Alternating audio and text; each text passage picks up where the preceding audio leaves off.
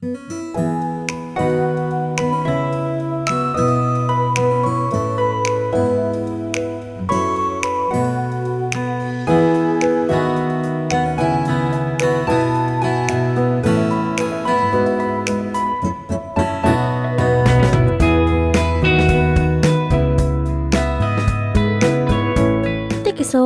Podcast.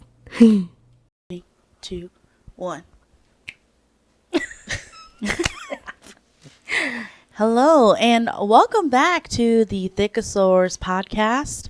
We have our hosts, Michelle, Molly, And Melissa. and me, Anna. So, welcome to the new season of Thickosaurs. We had a really good break, didn't we, girls? yes, we did. Yeah. Yes.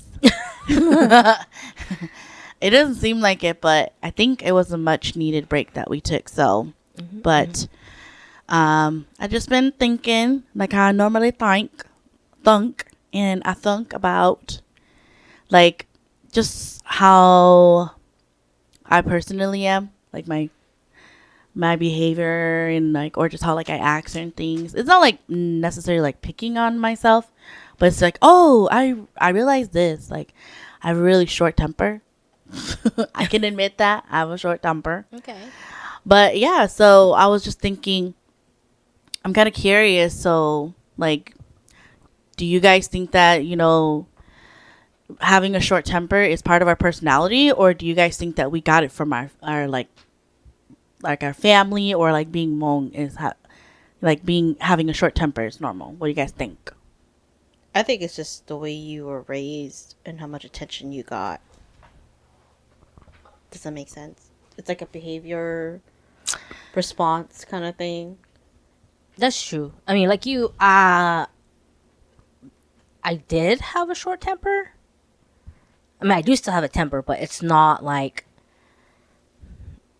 firecracker short temper or anything like that. But yes, I'm with Molly. I think it just depends on the atmosphere of where you were raised. Because if you had calmer parents, I feel like the kids would be a little calmer. Whereas if you're in a very high-strung family, then of course you're going to be high-strung. However, like Molly says, it also depends on where it's focused. Yeah, because like it could be like kids who are like short-tempered is because they lacked attention from parents, and so they kind of like have that me, and if it's not to their liking, they get very short-tempered. Or if they have like a certain time limit that they want a certain thing, and then they get upset about it, kind of thing. Okay. Oh, I kind of thought about it the other way around. What do you mean, like? The kids who have short tempers are the ones the parents are always on. If that makes I mean, sense. Always I can always see on that their too. back. Yeah, Yeah. about I stuff. can see that too. Yeah. Yeah, I figured the kids that the parents are focusing on like that, they would have short tempers because they get tired of it. I would know because that's how I was growing up. Whereas to the kids who didn't get as much attention, I can see them having short tempers because they get exhausted of not getting their attention time. Yeah, I can see that, but I was thinking more of the ones who were, I don't like this word, but neglected, are usually like kind of quiet and like kind of, whatever. They don't care, I don't care type thing. So, I don't know. That's just how I see it. Okay. What about you, Melissa? What do you think, girl? What was your question again? Do you think that having a short temper comes from like our personality, or do you think that it's inherited from like your family, or like also / being Hmong too?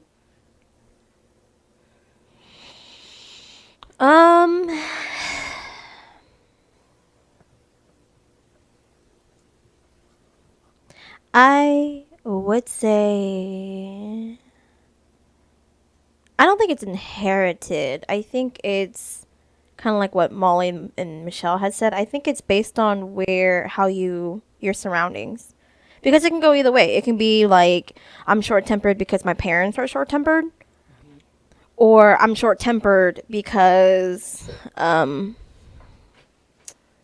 or my parents are short-tempered, therefore I don't want to be short-tempered. So it can go like both ways, but I think in majority of it goes back to how or the environment that you're in, if that makes sense. Yes, it does. Yeah, it's more nurture than nature, if that makes sense. Yeah, I can see that. Of course, unless you're one of those small percentage of people who are born like that. What do you call it? Sociopaths? Like that one episode I was talking about. There are some kids who are born with like sociopath tendencies because that's just how their brain fires. So, but that's just a small percentage though. But yes, Like it's rare. yeah. Yeah, and then also like to piggyback, I think it's also because they see their parents short tempered and they grew up like that basically, and they kind of just have a mindset, oh, that's okay, you know, because I see it every day. That's normal. Yeah, it's normal for them. That's actually like a segue to like what I wanted to ask about too. If you guys think that, because like you guys aren't really around like the Hmong community at that much because of location wise, where you guys were raised. But I think like the stereotypical Asian that's like patient and is a good tempered, and they're not like, you know, someone that has a really short fuse. I think that like for our Hmong people, I feel like it's kind of rare, or at least the neighborhood or the way that I was raised. I've always seen people like, even from like, you know, the elderly all the way to like kids that are short tempered, and I always thought like, oh, maybe it's just a part of being Hmong then. Like things always have to be done like right away, or you know, there's no I'll do it whenever. Like a really good example like is like, it's still like, I understand it now, but it still like blew my mind when you gave your kids like 5-minute warnings Time or limits. time limits before you go somewhere or leave. Like when you guys are trying to leave mom and dad's, and you're like, okay boys, 5 minutes and we're home. I was still like, when I first encountered that, I was like, that's weird. Like not in a bad way, or just like, that's just weird to me. It's different. Yeah. And then it's like, no, just drag your kids, right? Because that's what I've heard and that's what I've been exposed to. Yeah. Right. So like, that's a really good example, I feel like, of that's related to short temper, where it's like, oh, having them just like do everything right away like you want, you know, like, oh, it's just normal doing it like that. Yeah. So Yeah, that's also another thing that I agree with Liz, how she said it's nurture versus nature. Because like you said, being Hmong, even though we were raised less around like a community of Hmong people, our parents still had that Hmong mindset, obviously, because they're, you know, they're of that age, and they would always rush us. You know, it's I don't remember why, but we were always rushed. We were always like, hurry up, let's go, we're late. Da-da-da-da. But really, we weren't that late or anything. We were right? late for being early. Is what it was. We were always the first ones there. it's like a thing that you guys hate, but it did shape you guys, because you guys are more punctual than the typical Hmong person, though. It gave me anxiety. Yeah, it gave us anxiety. This is why I have fucking anxiety. Yeah, it gave us anxiety, so it makes me like come early to like appointments and places. Not to like dismiss how you guys feel with you like being high strung, but I think that and not to give your parents excuses, I think the way that they are like that is just it really is because of generational trauma. I think that Right. they're Yeah. so used to escaping in the jungles, making sure that they're not found by like the communists, and they're just like they have to leave, like up and leave. And so I think that mindset is that obviously they're still in survival mode. That's why they still think that way, you know. But I think that that's probably the reason why they push you guys to Hurry up. hurry up, do things. We gotta go, and it just doesn't logically make sense. Right. Yeah. Correct. And then being of our generation, for me being a parent, I try not to parent that way because I do remember the anxiety that it gave me and the fact that it made me feel like whatever I was doing at the time wasn't important. Even though maybe it was important to me, but it was never important to enough to where they would allow me to finish one small thing before I would go, type of thing. Yeah. So, and I've also remembered reading that somewhere before too. Is like when you're rushing your kids, one, yes, it gives you anxiety, but it also makes it feel as if like what they're doing or their time isn't as precious compared to your own Yeah. type of thing. And that's why at my house, whenever I ask my kids to do stuff and say they're like in the middle of a game or something, and they say, I'm in the middle of a game, I'll be like, fine, when you're done with that game, please do what I just asked. Because again, it's not the end of the world. It doesn't need to be done right then and there. I just need it to be done. Yeah. Right? Yeah. So there's no point in rushing your kid or, snatching away his game and pissing him off to where he hates you Yeah. while he does his chores and whatever. Because there's no point in that. Because not all you have is just an angry preteen. And then here's you over here being annoyed just because he didn't do it now. At that time. Yeah. That kind of like stems a little bit into like communication too, though. Yeah. Like being in couples therapy, it really teaches me that I don't think that people, unless they're already been socialized that way to communicate clearly and effectively, then nobody knows how to do that. Yeah. Like the example of you giving your kid time to finish their game, and like you just want the task isn't important to be completed now, but it just needs to be completed by a certain time. Like that is something that I learned, that you can say, like, look, I need you to complete it within the next hour, or at least by today. And I feel like it seems like it's, I hate to say it like common sense, but it's really not, because that way it's like the communication, your expectations are very clear. Yes. And I feel like people don't really understand communicating when it comes to that, but Yeah. It's just kind of like, reminded me of I know that we kind of don't buy into the whole gentle parenting thing. But I do try to use some of that in my everyday, either whether it's discipline or just dealing with my kids. I try to, because, I'm trying not to repeat generational trauma. And so I always try not to yell at my kids. And then, like you said, I always give them a time limit or an expectation of, like I said, it's like, if he's in the middle of a game, I'll be like, okay, once that round is done, I need you to do it. And they're always kind of like, okay. And like 90% of the time they do it. And I just knocked over Molly. I was like, someone fell over.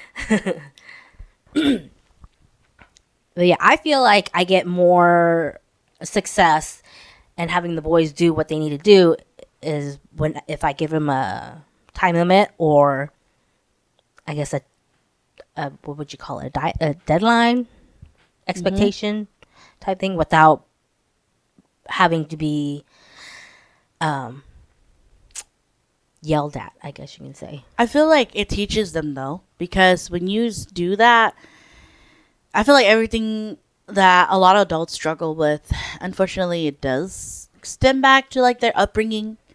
Like the whole thing about saying, like you need things done at a certain time, like a task to be completed at a certain time, deadline, whatever, right?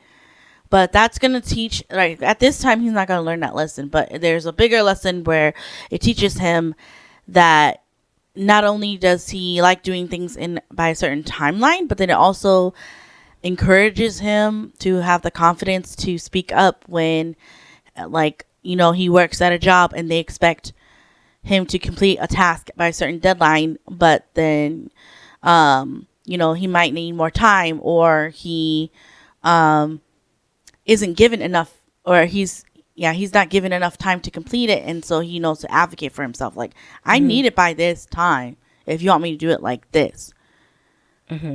So yeah, it kind of like ventured into parenting, I guess, a little bit. But I was just saying, like, as a person, I feel like, or a human being, all of that just stems back into like our childhood, all of the stuff that we struggle with in our adult because we never felt lives. heard or important or anything like that. So it was just kind of like, again, that's what causes resentment, people pleasing, and kind of just putting your needs in the back because it doesn't matter type of thing. So I try to teach my kids that, it's okay for you to voice things, to say stuff. As you guys know, my second child does that a lot. So, but yeah, I like giving my kids a voice and let them have their opinions and stuff like that too. So, that way they don't have too quick of a temper. But then, sometimes it can't be helped because, some kids are... They're just different. Yeah, they're just different from their siblings. And that's another thing too, is that the OG generation doesn't seem to get, is that all your kids are going to have different ways to deal with things, and then you as a parent have to adapt to that, not the other way around. Yeah. So well, back on yeah, to... but anyway, yeah. It's okay. We got a little... It was connected. It was a little bit. But back to what I was saying about short temper is just because, like, it's like... I was just reflecting a lot about how I react to certain things or perceive things. And I'm like, at the end of the day, like, I really hated the saying that my parents said, my dad specifically, because I guess I must have always had a short temper, because my dad would say to me, "Tu ka le siya kante," and I would be like, "No," or like, "No," like, little Anna, little feisty Anna, but it would just like throw freaking like gasoline back onto the fire. Trigger. It just didn't. It just made me more upset. But when he said it too, he never yelled at me when he said that. Like, I would just get so angry and like a little fireball in me. Almost as if like he's mocking you. No, he didn't. He would always say it in a very gentle way. I know, but it sounds like it's gaslighting to you. Yeah. He's mocking you. Kind of like mocking, Yes. but also kind of like you should know better kind of little deal. Yeah, and it's kind of like, and we get mad because it's like, why do we have to do it, but then you get to frolic along like it's nothing. Oh, well, y'all thought about that way. I didn't. My frontal lobe didn't develop to that part at that time. For me, Michelle saying, no, why do we have to do it when you get to do it? At that point in my life, no, I was just kind of like, don't tell me what to do. That's all I just kept thinking, like, don't tell me what to do. That's all. Gotcha. Okay. Yeah, but that's more. Y'all frontal lobes developed a little bit more, and you guys were like, that's not fair. Mm-hmm. But no, for me, I was just, when he would say that to me, it would just trigger me, and then I would be like, like a little ding chihuahua ankle biter, yes. And I'm like, I just got so angry. I would get mad so all the time. I literally was an emo teen, like really was. For those who are not Hmong, what does that mean? Yeah, I was about So to ask that. yeah, so what it's the saying goes, "Dukalishia gande." So the translation of it, not direct translation, is actually like be patient is basically what they're asking. But the direct translation is literally like, Fix your. well, no, it's a stretch your heart Because I or was your like, lung or your liver. I was thinking of Yeah, like it's just teach yourself how to be patient. Yeah. That's what it sounded like to me. Like pull, like I know, but like in the In terms, in of like what it American English meaning-wise. terms, it's not like be patient, but more like because there's more to just be patient. More like train yourself Mm-hmm. to be To be patient. patient. That's what it sounds like to me. Instead kind of just like be almost like patient. enduring, like endure too, or like not endure, but See, when I hear the word "do," it's like almost like cleaning or like fixing or organize. I guess you could say. Or am I like totally wrong on that? I don't know. I don't know if it's. I don't know what kind of. I don't know how it's written. yeah, I That's what- have I don't to know what it's- write it how out. it's written. I'd have to know how it's written. Our Hmong listeners out there, let Yeah. us know. Yeah, you can correct us, Or maybe we're saying the but just be wrong. nice. Yeah. Yeah. Well, my interpretation of it is just like, I guess like, yeah, I guess it's not teach, but learn to be patient. Yeah, because I feel That's like the word. yeah, because I feel like when you say be patient, that can be like 我现得, Shende, yeah. that's be patient. But So I think it's just actually what was it? learn. Dukalishia Yeah, it sounds like to me is train yourself or teach yourself to be patient. Teach your heart to be patient. Yeah, I kinda guess thing. for me, I guess I'll understand it as like learn to be patient. Yeah. Learn to Yeah. learn to be patient. Yeah. That's what we're going with. Learn to be patient. Yeah. Y'all can correct us in a nice way. That's why Michelle was like, no. That's why with me, Michelle, it sounded mockingly. Yeah. Yes, because Yes. yes, our dad would do that to us a lot. Yeah. What's his tone? Because I He feel would be like your tone- dad. He'll say it in like a gentle. a gentle way, but it's kind of like, no. I'm trying to imagine little Michelle, and he's like, Dukalishia Because it's kind of No. it's Yeah. kind of like we have been going at each other, right? Yes. We've been, Oh, so we're it's in a already back fight. and forth already. Yes. Yes. Oh, That's what we're talking For about. them, it's So to you're me, saying it- he's heated, you're heated, and then all of a sudden he goes, Dukalishia Gande. kind of like Yes. Yeah, And you're like, excuse me? Meet me outside. Michelle and her little ass self, meet me outside, Dad. Yeah. Yes. Yeah. Because then, yes, it seems like he's mocking you. It's kind of like, who are you to be mocking? You know, your child who's being emotional and like for real right now. You know, so when then so when he switches that on, it's kind of like, ugh, like that, you know? Ding ding. Boxing gloves now. Yeah. Now. But again, I'm pretty sure it's Octagon. not just like Meow. our dad. I'm pretty sure like just like from a man saying that to Yeah. a woman, it's kind of like, excuse me. I think, well, I mean, that's a whole nother story or episode because I Yeah. feel like for men, the reason why they probably have that switch is because they're expected to just turn it off, Yeah. you know, and just go with it, you know. And then with us, we teach our fathers lessons. Yeah. We are their karma.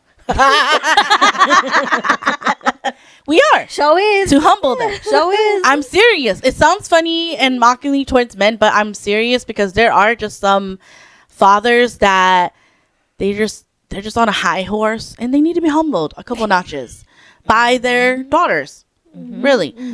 But just trying to imagine little old Michelle.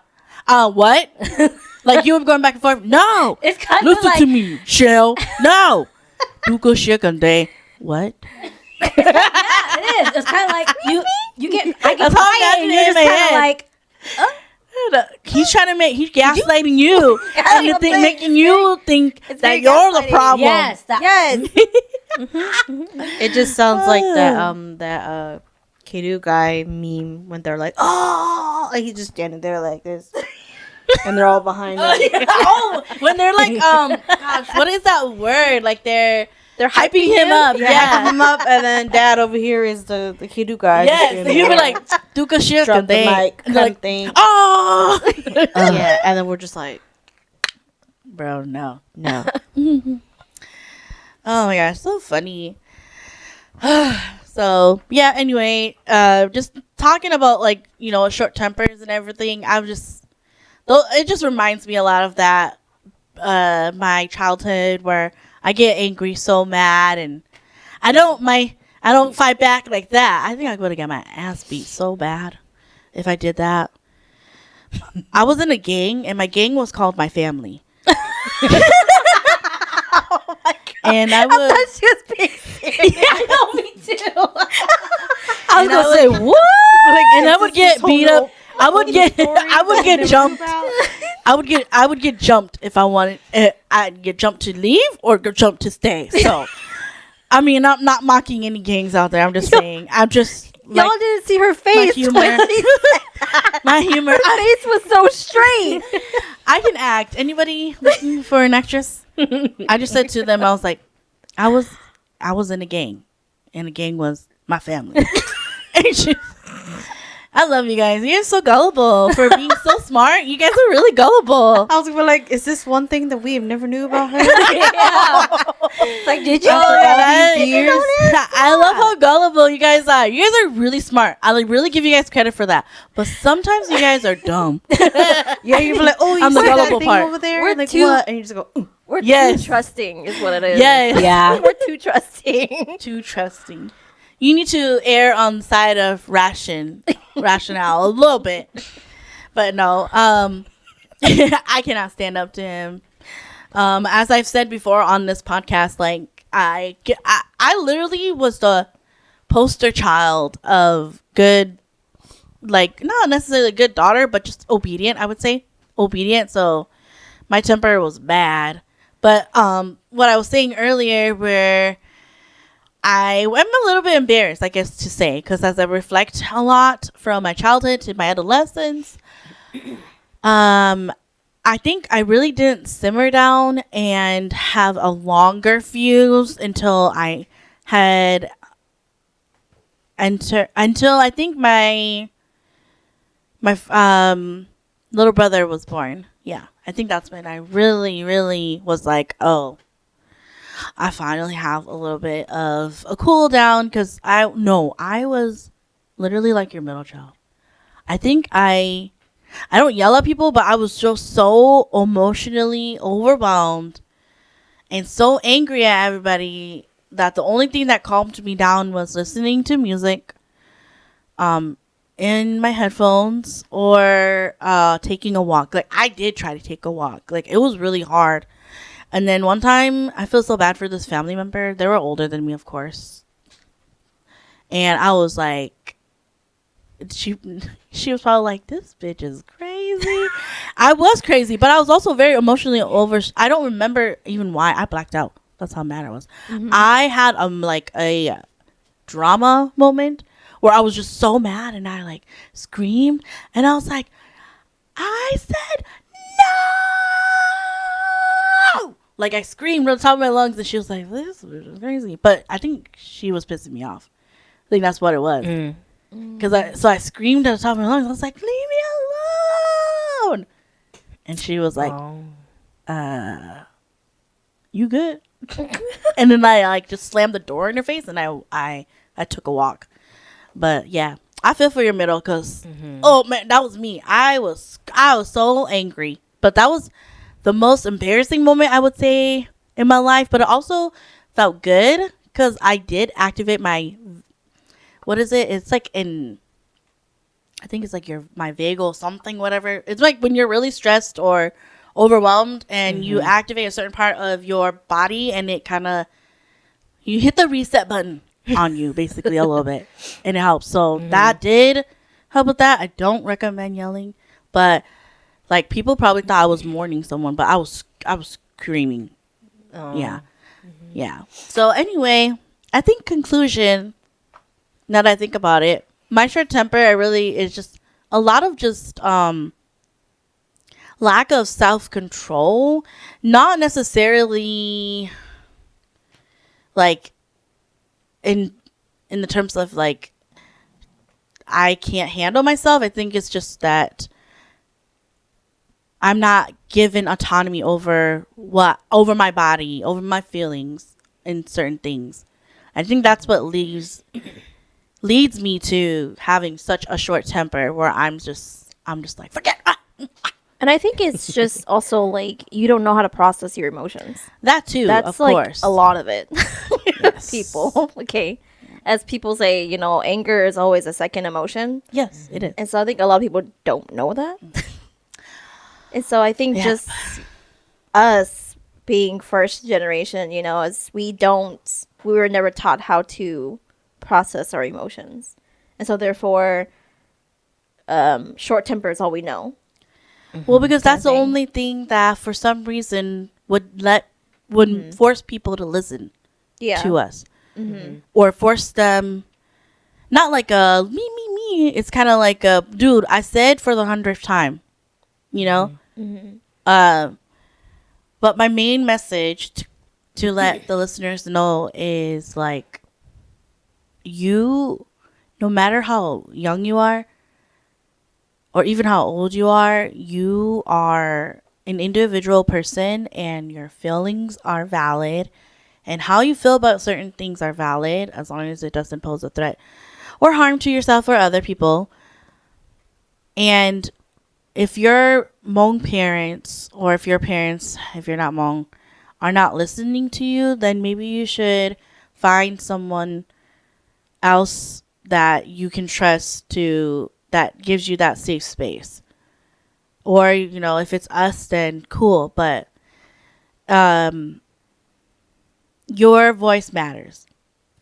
So if you also have a short temper and you relate a lot to me and my emo self, then, you know, just know that right now in your rainy season, it'll pass. Literally, the storm will pass, and you will see the rainbow.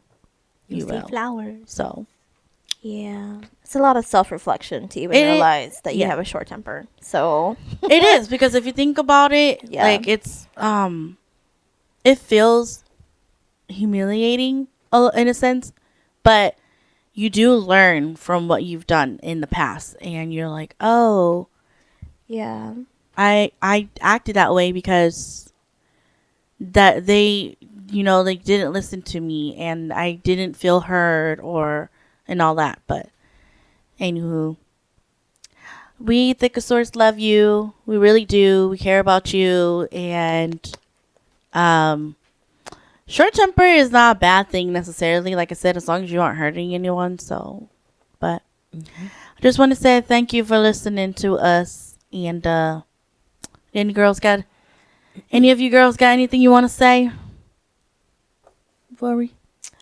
Just many thanks for sticking with us and Yes. allowing us to have our little hiatuses because we're human too. So, but thank you for coming back to tune in to our crazy Season episodes. 3. So, Damn. So, all right. Well, thanks for listening to us, and we'll see you next time. Bye. Bye.